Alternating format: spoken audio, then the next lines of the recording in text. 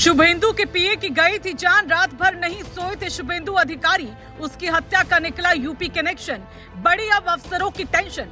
गुस्से में लाल अमित शाह, योगी से ली जानकारी। योगी करेंगे अब शुभेंदु के खास की जान लेने वालों को पक्का इलाज। पाताल से ढूंढ निकालने की बोली पुलिस अफसरों की बात। अब बंगाल में भी होगा योगी मॉडल से इलाज, आई बड़ी खबर। क्या योगी के सिंघम संभालेंगे केस का चार्ज? पता लगी अंदर की बहुत बड़ी बात। सोशल मीडिया पर भी केस को लेकर चर्चा। शुभेंदु बोले एक भी आंसू नहीं जाएगा परिवार का बर्बाद।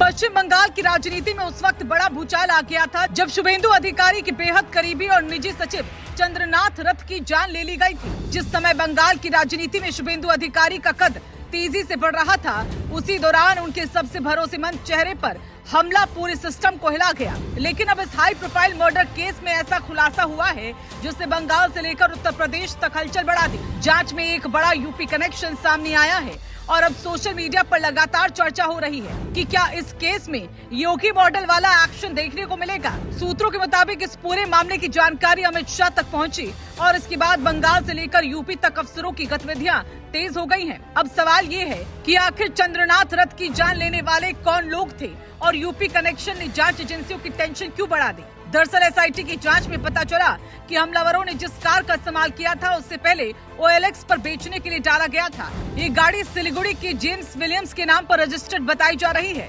पुलिस को जानकारी मिली कि इस कार को खरीदने के लिए कुल 4 लोगों ने संपर्क किया था, लेकिन सबसे ज्यादा हैरानी की बात तब हुई जब उनमें से एक व्यक्ति पश्चिमी उत्तर प्रदेश का निकला। इसके बाद जांच एजेंसियां तुरंत एक्टिव हो गई और उस शख्स से पूछताछ की गई। हालांकि अभी तक कोई सीधा लिंक सामने नहीं आया है, लेकिन पुलिस इस पूरे एंगल को बेहद गंभीरता से देख रही है। अब सवाल ये उठ रहा है कि क्या ये सिर्फ कार खरीदने की सामान्य बातचीत थी या फिर इसके पीछे कोई बड़ी साजिश छिपी हुई थी। यही वजह है कि अब इस केस को लेकर बंगाल पुलिस और दूसरी एजेंसियां हर छोटी कड़ी को जोड़ने में जुट गई है। सबसे ज्यादा चर्चा इस बात को लेकर हो रही है कि शुभेंदु अधिकारी इस घटना के बाद काफी भावुक और गुस्से में बताए जा रहे हैं। राजनीतिक गलियारों में चर्चा है कि चंद्रनाथ रथ सिर्फ पीए नहीं बल्कि शुभेंदु के सबसे भरोसेमंद लोगों में शामिल थे। सोशल मीडिया पर लगातार पोस्ट वायरल हो रही हैं, जिनमें कहा जा रहा है कि शुभेंदु ने अपने करीबी की हत्या के बाद साफ संदेश दिया कि दोषियों को किसी भी कीमत पर बख्शा नहीं जाएगा। बीजेपी समर्थक खुलकर कह रहे हैं कि अब बंगाल में अपराधियों पर योगी मॉडल जैसा सख्त एक्शन देखने को मिल सकता है। कुछ लोग तो यहाँ तक दावा कर रहे हैं कि यूपी के तेज तर्रार अफसरों की मदद भी इस केस में ली जा सकती है। हालांकि इसकी कोई आधिकारिक पुष्टि नहीं हुई, लेकिन सोशल मीडिया पर सिंघम अफसरों की एंट्री को लेकर खूब चर्चा हो रही है। इधर अमित शाह और बीजेपी नेतृत्व भी इस पूरे मामले को बेहद गंभीरता से देख रहा है, क्योंकि मामला सिर्फ एक हत्या का नहीं बल्कि बंगाल की बदलती राजनीति से भी जुड़कर देखा जा रहा है। शुभेंदु अधिकारी को बीजेपी का सबसे आक्रामक चेहरा माना जाता है और ऐसे समय में उनकी करीबी की हत्या ने राजनीतिक तनाव और बढ़ा दिया। सूत्रों के मुताबिक जांच एजेंसियों को साफ निर्देश दिए गए कि इस केस की हर कड़ी को खंगाला जाए। पुलिस अब उस कार के पूरे मूवमेंट, कॉल रिकॉर्ड और जुड़े लोगों की जानकारी निकाल रही है।